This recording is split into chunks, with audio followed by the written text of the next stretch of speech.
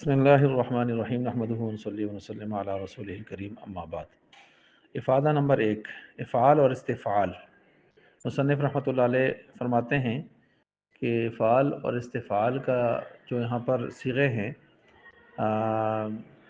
کچھ صیغے اس میں ایسے ہیں جو معتلات یعنی تعلیل شدہ ہوتے ہیں، کچھ ایسے ہیں جو تصحیح میں جاتے ہیں یعنی ان میں کوئی تعلیل نہیں ہوئی ہوتی، اور تصحیح کا معاملہ جو ہے بکثرت ہوتا ہے، یعنی زیادہ تر ایسے ہی ہوتا ہے۔ یہاں یہ بات یاد رکھیں، ثلاثی مجرد میں تو سب میں ہی تقریباً تعلیل ہوتی ہے، لیکن کیونکہ یہاں تعلیل ہونی بھی چاہیے، اجوف کے عام طور پر یہ باتیں ان سے متعلق ہو رہی ہیں، تو اجوف ایک بیماری والا حرف ہوتا ہے، تو اس میں تعلیل تو ہونی چاہیے، لیکن ثلاثی مجرد میں تو سب میں تعلیل ہوتی ہے۔ ٹھیک ہے جی، مثلا اقامہ کا جو ثلاثی مجرد اقامہ، اس میں بھی تعلیل ہوئی ہے، اور اسی طرح جو ہے دیگر ان کے اندر بھی یہ تعلیل معاملہ ہوا ہے۔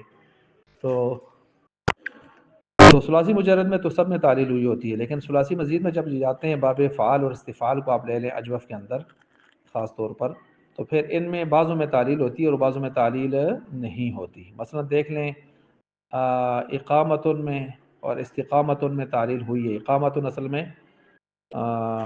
جو ہے اقوامن تھا، اور استقامتن استقوامن تھا، تو اس میں تعلیل ہوئی ہے نا، اور تعلیل ہو کر یہ اقامتن اور استقامتن بنے ہیں۔ لیکن ارواحن اور استصوابن ان میں دیکھیں، ان میں جب یہ ثلاثی مزید میں آئے ہیں تو ان میں تعلیل کوئی نہیں ہوئی، اسی طرح ارواحن بالکل اصل وزن پر ہے افعالن، اور استصوابن استفعالن یہ اصل وزن پر ہے۔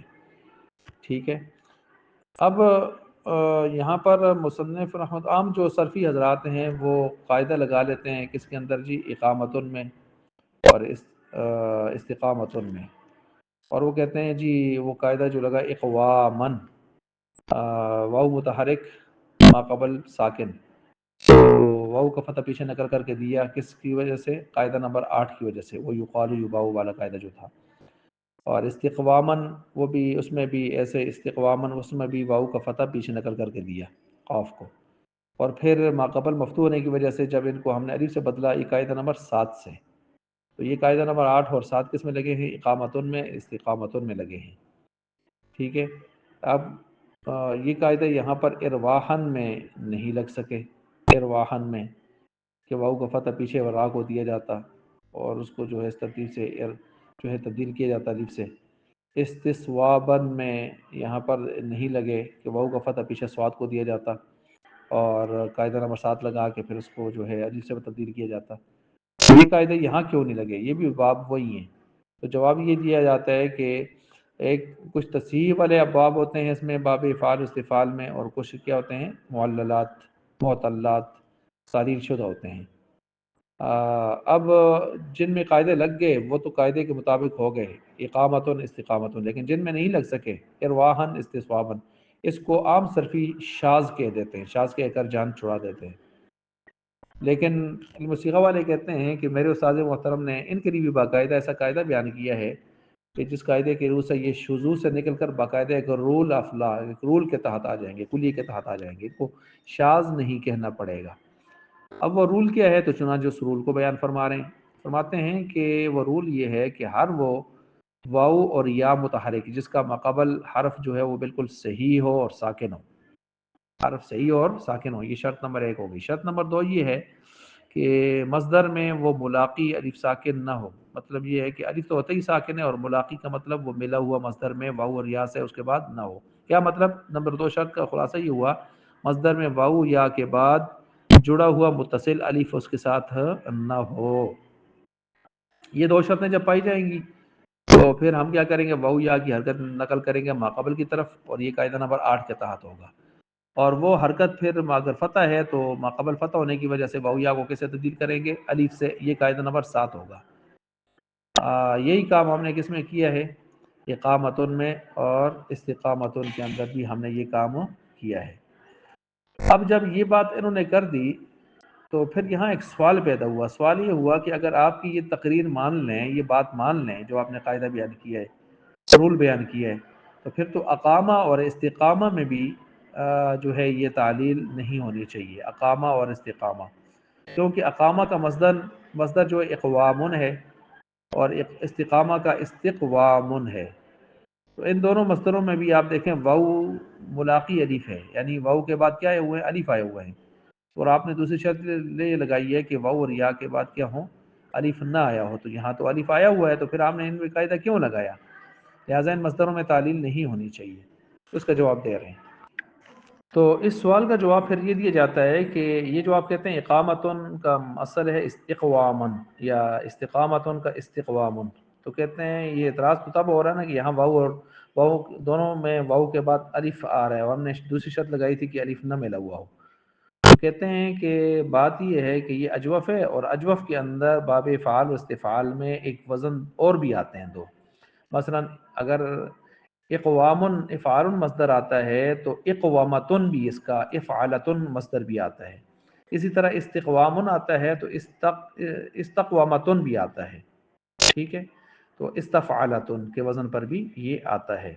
تو لہٰذا یہ یہاں پر اجوف میں ان وزنوں پر ہیں، افعالتن استقوا اور استفعالتن. افعالتن میں دیکھ لیں یہاں اقوامتن میں واو کے بعد الف ملا ہوا نہیں ہے، اور استقوامتن استفعالتن میں بھی واو کے بعد دیکھیں الف ملا ہوا نہیں ہے. تو لہٰذا دوسری شرط بھی پائی گئی. اب یہ سوال کرنے والے پوچھتے ہیں کہ بھائی یہ جو آپ نے دو نئے وزن نکال لیے ہیں کیا یہ ہر جگہ نکلیں گے؟ تو کہتے ہیں نہیں، یہ صرف خاص ہیں کن کے ساتھ؟ اجوف کے ساتھ. یعنی جب یہ باب اجوف سے آئیں گے تو یہ وزن نکل سکتے ہیں. گویا یہ وزن ہر جگہ نہیں آئیں گے، صرف اجوف کے اندر آئیں گے، اجوف کے ساتھ خاص ہے. تو گویا یہ وزن اخص مطلق ہیں، اور اجوف جو ہے وہ عام مطلق ہے. اجوف میں یعنی افعال اور استفعال کا وزن بھی آ سکتا ہے، اور استفعالتن اف اور اس افعالتن یہ وزن بھی آ سکتا ہے. تو اجوف عام مطلق ہے، اور یہ دو وزن جو ہم نے نکالے افعالتن استفعالتن یہ اخص مطلق ہے. مصنف رحمۃ اللہ علیہ اس بات کو سمجھانے کے لیے مثال دے رہے ہیں. مثلا فعال ایک وزن ہے، فعال یہ ناقص کے ساتھ خاص ہے. مصدر ناقص ہوگا تو اس کے ساتھ ہی خاص ہے. جیسے تقن اور ہدن، یہ فعال کے وزن پر تقین اور ہدین، یہ فعال کا جو وزن ہے یہ ناقص کے ساتھ خاص ہے. تو اب ناقص ان کے ساتھ خاص نہیں ہے، ناقص میں اور وزن بھی مصدر کے آ سکتے ہیں. لیکن فعال جب بھی مصدر کا وزن آئے گا تو یہ کس میں آئے گا؟ یہ مصدر کے ساتھ اسی ناقص کے ساتھ خاص ہو کر آئے گا. تو یہ سمجھانے کے لیے مصنف رحمۃ اللہ علیہ نے ان کی کیا دے دی ہے؟ مثال دے دی ہے. اچھا جی، اب دیکھیں یہاں پر جب یہ دو شرطوں کے ساتھ قاعدہ بیان فرما لیا تو بیان فرمایا ہے، تو یہاں پر پھر خود بخود جو ہے یہ ان کا شذوذ کیا ہو جاتا ہے؟ ختم ہو جاتا ہے. ان کا شذوذ ختم ہو جاتا ہے اور یہ مترد قرار پاتا. شذوذ ختم ہونے کا مطلب یہ ہے کہ ارواحن میں دیکھیں واو کے بعد الف ملا ہوا ہے، استصوابن میں بھی واو کے بعد الف ملا ہوا ہے. تو لہٰذا قاعدہ نہیں لگا، بس سیدھی سی بات ہے. لہٰذا قاعدہ جب نہیں لگ سکا شرطیں نہ پائے جانے کی وجہ سے، تو پھر ان کو شاذ قرار دینے کی کوئی ضرورت نہ رہی. یہ بات ہو گئی کن کے حوالے سے. تو اب اس کے بعد اگلی بات یہ بھی یاد رکھیں کہ ارواحا استصوابہ میں جب یہ شرطیں نہ پائی گئی نا تو ان کے پورے باب میں پھر اعلال نہیں کیا گیا، ان کو اسی طرح صحیح رکھا گیا ہے. لیکن افعالتن اور استفعالتن کا وزن پر جب ان کو ہم نے لایا ہے تو ان میں پھر جب اعلال مصدر میں ہوا ہے تو آگے پورے باب میں ہم نے اعلال کیا ہے. اچھا، یہاں سے یہ بھی ایک نقطہ سامنے آ گیا کہ افادہ نمبر 1 کے حوالے سے جو اب تک بحث ہوئی ہے کہ افعالتن استفعالتن مصادر کے اوزان نکال کر ان کے افعال کو بھی ہم نے تعلیل سے بچایا ہے یہاں پر. ٹھیک ہے، یعنی ان کے افعالتن استفعالتن جو مصادر کے اوزان ہیں ان میں جب تعلیل سے ہم نے ان کو بچایا ہے نا تو ان کے یہ اوزان نکال کر ہم نے ان کے افعال کو بھی تعلیل سے بچا دیا ہے. کس طرح؟ مثلا اگر استصوابہ میں تعلیل نہیں ہوئی، نہیں استصوابن میں اگر تعلیل نہیں ہوئی، ارواحن میں اگر تعلیل نہیں ہوئی، تو پھر ان کے جو آگے افعال ہیں ارواحا استصوابہ ان کے اندر بھی پھر تعلیل نہیں ہوئی. گویا افعال کو تعلیل سے بچانا کس وجہ سے ہوا ہے کہ ان کے مصادر کے اندر تعلیل نہیں کی گئی. وہ یہ ہو گیا. تو اس کا مطلب یہ ہوا کہ گویا مصادر اصل ہو گئے اور افعال اس کے تابع ہو گئے، کہ مصادر میں تعلیل نہیں ہوئی تو افعال میں بھی تعلیل نہیں ہوئی.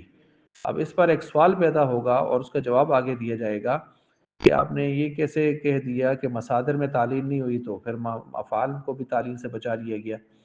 حالانکہ اس کے متضاد یا مخالف بھی ایک چیز ملتی ہے، اس کو لے کر سوال کریں گے۔ سوال اگلی کلپ میں آ رہا ہے۔